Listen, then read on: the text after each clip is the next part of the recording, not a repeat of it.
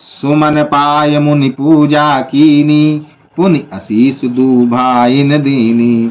सुफल मनोरथ हो तुम्हारे, राम लखन सुन भय सुखारे। फूल पाकर मुनि ने पूजा की, फिर दोनों भाइयों को आशीर्वाद दिया कि तुम्हारे मनोरथ सफल हों। यह सुनकर श्री राम लक्ष्मण सुखी हुए। करि भोजन मुनि बर विज्ञानी, लगे कहन कछु कथा पुरानी। विगत दिवस गुरु आय सुपाई, संध्या करन चले दू भाई। श्रेष्ठ विज्ञानी मुनि विश्वामित्र जी भोजन करके कुछ प्राचीन कथाएं कहने लगे। इतने में दिन बीत गया और गुरु की आज्ञा पाकर दोनों भाई संध्या करने चले। प्राचिदिशी शशि उयो सुहावा, सिय मुख सरिस देख सुख पावा। बहुरी विचारु कीनु मन माये, सिय बदन समहिम करनाए। उधर पूर्व दिशा में सुंदर चंद्रमा उदय हुआ। श्री रामचंद्र जी ने उसे सीता के मुख के समान देखकर सुख पाया। फिर मन में विचार किया कि यह चंद्रमा सीता जी के मुख के समान नहीं है। जन्म सिंधु पुनि बंधु बिसु, दिन मलिन संकलन। जन्म सिंधु पुनि बंधु बिसु, दिन मालिन सकलंक। सिय मुख समता पाव किमी, चंदु बापूरो रंक। खारे समुद्र में तो इसका जन्म, फिर उसी समुद्र में से उत्पन्न होने के कारण विष इसका भाई। दिन में यह मलिन शोभाहीन निस्तेज रहता है और कलंकी काले दाग से युक्त है। बेचारा गरीब चंद्रमा सीता जी के मुख की बराबरी कैसे पा सकता है। घटई बड़ई बिरहीन दुख दाये, ग्रसई राहु निज संधि पाई। कोक शोक प्रद पंकज द्रोही, अवगुण बहुत चंद्रमा त्रोही। फिर यह घटता बढ़ता है और वीरहीणी स्त्रियों को दुख देने वाला है। राहु अपनी संधि में पाकर इसे ग्रस लेता है। चकुए को चकुवी के वियोग का शोक देने वाला और कमल का वैरी उसे मुरझा देने वाला है। हे चंद्रमा, तुझ में बहुत से अवगुण हैं जो सीता जी में नहीं है। बेदेही मुख पट तारा दीने, होई दोष बड़ अनुचित कीने। सिय मुख छवि विदु ब्याज बखाने, गुरु पाए चले निशा बड़ी जानी। अतः जानकी जी के मुख की तुझे उपमा देने में बड़ा अनुचित कर्म करने का दोष लगेगा। इस प्रकार चंद्रमा के बहाने सीता जी के मुख की छवि का वर्णन करके बड़ी रात हो गई। जानवे गुरु जी के पास चले। करि मुनि चरण सरोज प्रणामा, आय सुपाई कीन विश्रामा। विगत निशा रघुनायक जागे, बंधु बिलोक कहान अस लागे। मुनि के चरण कमलों में प्रणाम करके आज्ञा पाकर उन्होंने विश्राम किया। रात बीतने पर श्री रघुनाथ जी जागे और भाई को देखकर ऐसा कहने लगे। उभय अरुण अवलोकं ताता, पंकज कोक लोक सुखदाता। बोले लखन जोरि जुग पानी, प्रभु प्रभाव सूचक मृदुबानी। हे तात, देखो कमल चक्रवाक और समस्त संसार को सुख देने वाला अरुणोदय हुआ है। लक्ष्मण जी दोनों हाथ जोड़कर प्रभु के स्वभाव को सूचित करने वाली कोमल वाणी बोले। अरुणोदय सकुचे कुमुद, उडगन ज्योति मलिन। जिम तुम्हारे आगमन सुनी, भय नृपति बलहीन। अरुणोदय होने से कुमुदी नी सकुचा गई और तारागणों का प्रकाश फीका पड़ गया। जिस प्रकार आपका आना सुनकर सब राजा बलहीन हो गए हैं। निप सब नखत करहि उजियारी, तारि न सकई चाप तम भारी। कमल को मधुकर खगनाना, हर से सकल निशा अवसाना। सब राजा रूपी तारे उजाला मंद प्रकाश करते हैं, पर वे धनुष रूपी महान अंधकार को हटा नहीं सकते। रात्रि का अंत होने से जैसे चकवे, भौरे और नाना प्रकार के पक्षी हर्षित हो रहे हैं, ऐसे प्रभु सब भगत तुम्हारे हुए टूटे धनुष सुखारे। उयऊ भानु बिनु श्रम तम नासा, दूरे नकत जग तेजु प्रकाशा। वैसे ही हे प्रभु, आपके सब भक्त धनुष टूटने पर सुखी होंगे। सूर्य उदय हुआ बिना ही परिश्रम अंधकार नष्ट हो गया, तारे छिप गए, संसार में तेज का प्रकाश हो गया। रवि निज उदय व्याज रघुराया, प्रभु प्रताप सब नृप दिखाया। तब भुज बल महिमा उद्घाटी, प्रगट धनु विद तन परिपाटी। हे रघुनाथ जी, सूर्य ने अपने उदय के बहाने सब राजाओं को प्रभु आपका प्रताप दिखलाया है। आपकी भुजाओं के बल की महिमा को उद्घटित करने, खोलकर दिखाने के लिए ही धनुष तोड़ने की यह पद्धति प्रकट हुई है।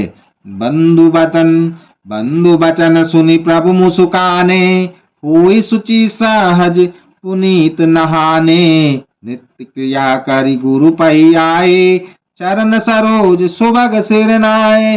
भाई के वचन सुनकर प्रभु मुस्कुराए। फिर स्वभाव से ही पवित्र श्री राम जी ने शौच से निवृत्त होकर स्नान किया और नित्य कर्म करके वे गुरु जी के पास आए। आकर उन्होंने गुरु जी के सुंदर चरण कमलों में सिर नवाया। सतानंद तब जनक बुलाए, कौशिक मुनि पहि तुरत पठाए। जनक बिनय तिन आए सुनाए, अर से बोल लिए दुभाई। तब जनक जी ने सतानंद जी को बुलाया और उन्हें तुरंत ही विश्वामित्र मुनि के पास भेजा। उन्होंने आकर जनक जी की विनती सुनाई। विश्वामित्र जी ने हर्षित होकर दोनों भाइयों को बुलाया। सतानंद पद बंदी प्रभु, बैठे गुरु पै जाय। चलो तात मुनि कहे तब, पटव जनक बोलाय। सतानंद जी के चरणों की वंदना करके प्रभु श्री रामचंद्र जी गुरु जी के पास जा बैठे। तब मुनि ने कहा, हे तात चलो, जनक जी ने बुला भेजा है। सिए स्वयंवर देखिए जाई, ईसु कई दो दी बड़ाई। लखन कहा जस भाजन सोई, नाथ कृपा तव जा पर होई। चलकर सीता जी के स्वयंवर को देखना चाहिए, देखे ईश्वर किसको बड़ाई देते हैं। लक्ष्मण जी ने कहा, हे नाथ, जिस पर आपकी कृपा होगी वही बड़ाई का पात्र होगा। धनुष तोड़ने का श्रेय उसी को प्राप्त होगा। हर से मुनि सब सुनि बरबानी, दीनी आशीष सबई सुख मानी। मुनि मुनि वृंद समेत कृपाला, देखन चले धनुष मखशाला। इस श्रेष्ठ वाणी को सुनकर सब मुनि प्रसन्न हुए। सभी ने सुख मानकर आशीर्वाद दिया। फिर मुनियों के समूह सहित कृपालु श्री रामचंद्र जी धनुष यज्ञशाला देखने चले। रंग भूमि आए दो भाई, अस सुध सब पुरबासिन पाए। चले सकल ग्रह काज बिसारे, बाल जुबान जरठ नर नारी। दोनों भाई रंग भूमि में आए हैं। ऐसी खबर जब सब नगर निवासियों ने पाई, तब बालक जवान बूढ़े स्त्री पुरुष सभी घर और काम काज को भुलाकर चल दिए। देखी जनक भीड़ भय भारी, सुच सेवक सब लिए हकारी। तुरत सकल लोगन पै जाऊ, आसन उचित देव सब काहू। जब जनक जी ने देखा कि बड़ी भीड़ हो गई है, तब उन्होंने सब विश्वास पात्र सेवकों को बुलवा लिया और कहा, तुम लोग तुरंत सब लोगों के पास जाओ और सब किसी को यथा योग्य आसन दो। कहे में तो बचन विनीत तिन बैठारे नर नारी। उत्तम मद नीच लदो निज निज थल अनुहारी। उन सेवकों ने कोमल और नम्र वचन कहकर उत्तम, मध्यम, नीच और लघु सभी श्रेणी के स्त्री पुरुषों को अपने अपने योग्य स्थान पर बैठाया। राजकुमार ते अवसर आए, मनो मनोहर तातन छाए। गुण सागर नागर बर बीरा, सुंदर श्यामल गौर शरीरा। उसी समय राजकुमार राम और लक्ष्मण वहां आए। वे ऐसे सुंदर हैं मानो साक्षात मनोहरता ही उनके शरीरों पर छा रही हो। सुंदर सांवला और गोरा उनका शरीर है। वे गुणों के समुद्र, चतुर और उत्तम वीर हैं। राज समाज विराज तरूरे, उड़गन महो जानु जानु वेद पूरे। जिनके रहे भावना जैसे, जिनके रहे भावना जैसे, प्रभु मूरति तिन देखी तैसे। वे राजाओं के समाज में ऐसे सुशोभित हो रहे हैं मानो तारागणों के बीच में दो पूर्ण चंद्रमा हो। जिनकी जैसी भावना थी प्रभु की मूर्ति उन्होंने वैसी ही देखी। देखै रूप महारन धीरा, मनहु वीर सुधरे शरीरा। डरे कुटिल नृप प्रभु ही निहारी, मनु भयानक मूर्ति भारी। महान रणधीर राजा लोग श्री रामचंद्र जी के रूप को ऐसा देख रहे हैं मानो स्वयं वीर रस शरीर धारण किए हुए हो। कुटिल राजा प्रभु को देखकर डर गए मानो बड़ी भयानक मूर्ति हो। रहे असुर छल छे निप बेसा, तिन प्रभु प्रगट काल सम देखा। पुरबासिन देखे दो बाए, नरभूषण लोचन सुखदाये। छल से जो राक्षस वहां राजाओं के वेश में बैठे थे उन्होंने प्रभु को प्रत्यक्ष काल के समान देखा। नगर निवासियों ने दोनों भाइयों को मनुष्यों के भूषण रूप और नेत्रों को सुख देने वाला देखा। नारी बिलो कई हरस हिये, निज निज रुचि अनुरूप। जनु सोवत सिंगारु धरी, मूर्ति परम अनूप। स्त्रियां हृदय में हर्षित होकर अपनी अपनी रुचि के अनुसार उन्हें देख रहे हैं मानो सिंगार रस ही परम अनुपम मूर्ति धारण किए सुशोभित हो रहा हो। विदुषण प्रभु विराट महदीसा, बहुमुख कर पग लोचन सीसा।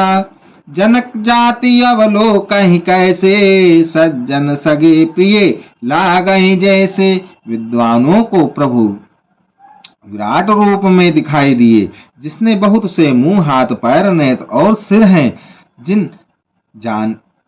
जनक जी के सजातीय कुटुंबी प्रभु को किस तरह कैसे प्रिय रूप में देख रहे हैं, जैसे सगे सज्जन संबंधी प्रिय लगते हैं।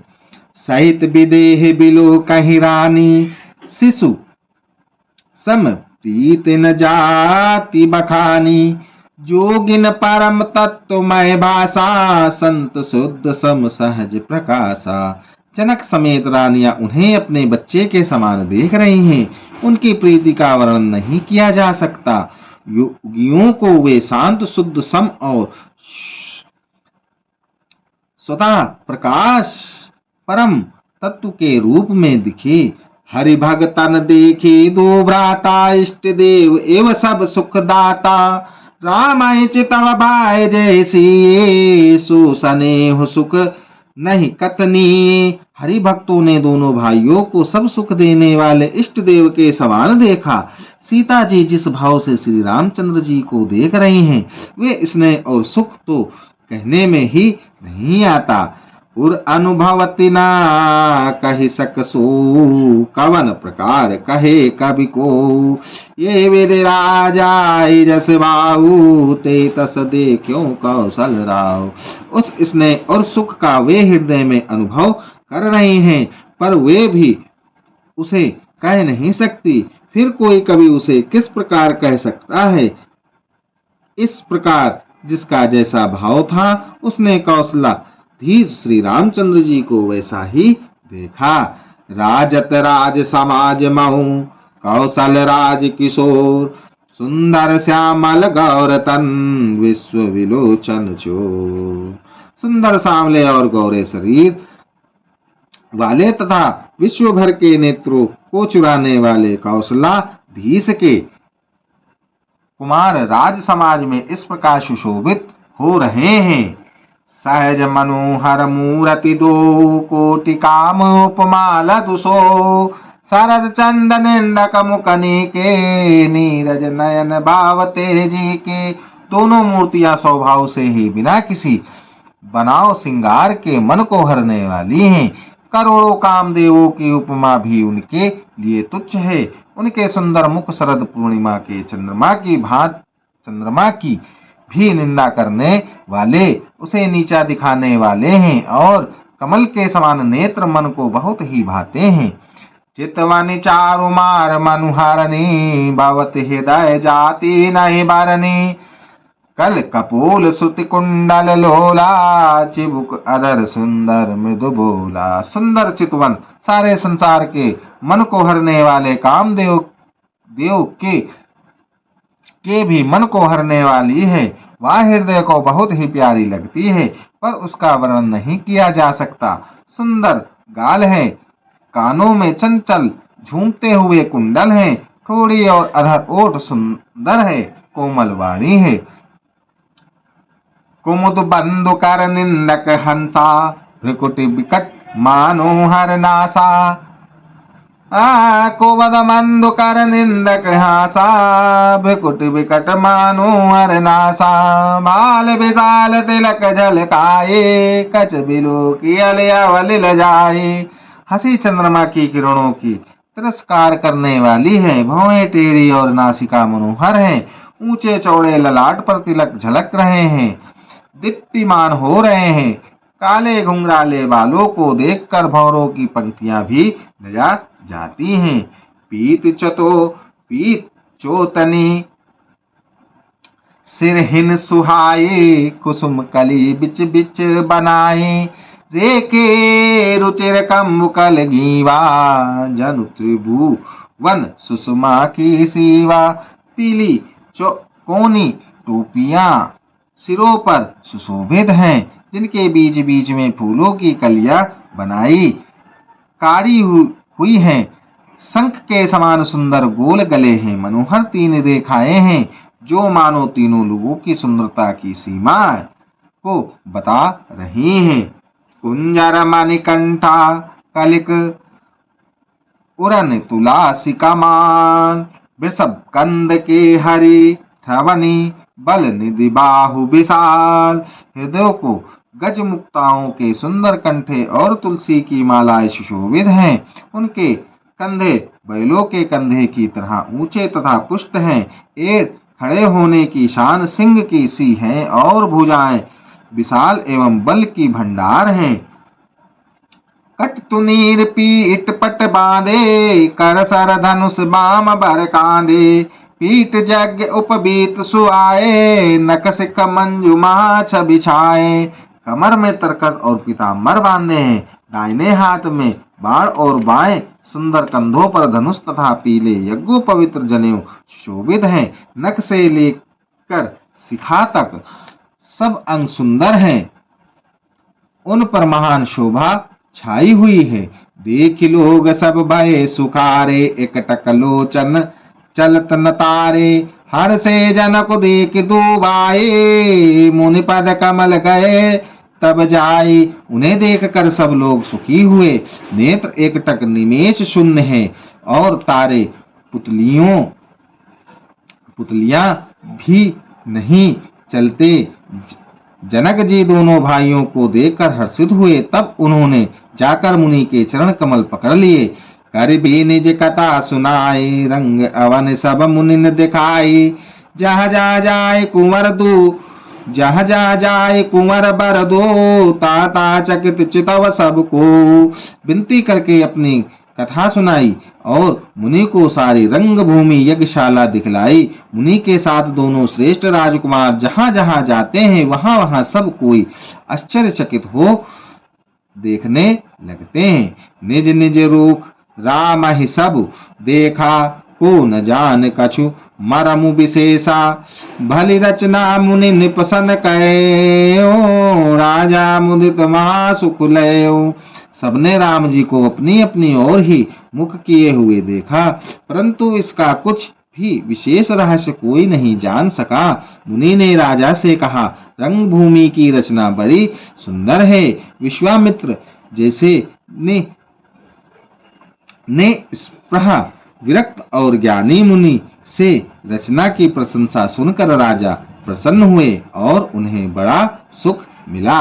लो श्यापति रामचंद्र की जय, उमापति महादेव की जय, वृंदावन कृष्ण चंद्र बलदाऊ जी की जय, पवन सुत हनुमान की जय, गोस्वामी तुलसीदास महाराज की जय, श्री गुरुदेव महाराज की जय। श्री राम जय राम, जय जय राम, श्री राम जय राम।